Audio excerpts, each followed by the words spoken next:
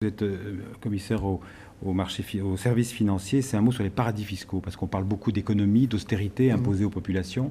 Les paradis fiscaux, on en a beaucoup parlé pendant la présidence de Nicolas Sarkozy. J'ai vu des chiffres, d'ailleurs c'est un trou noir, on ne sait pas trop. Hein, c'est entre 20 milliards et 60 milliards d'euros de fraude uniquement pour la France chaque année.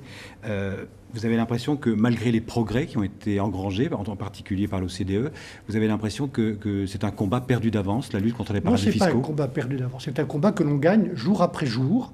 Et le président de la République française précédent s'est battu, je sais que François Hollande le fera aussi, pour que l'on supprime progressivement ces paradis fiscaux. Il faut distinguer, quand on parle de paradis fiscaux, de pays, il y en a parfois qui ne sont pas très loin, où l'on fait du dumping fiscal, où l'on fait des avantages fiscaux, et d'autres pays plus lointains, où l'on refuse les règles de transparence.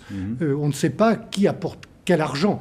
Donc, vous faites la différence entre Luxembourg et les îles Caïmans, par exemple. Combat extrêmement déterminé qui est mené au niveau mondial. C'est d'ailleurs une des décisions du G20. D'ailleurs, le prochain G20 devra faire le bilan de ce qui se fait contre les paradis fiscaux, de ce qui se fait aussi pour la régulation financière, dont la lutte contre les paradis fiscaux fait partie.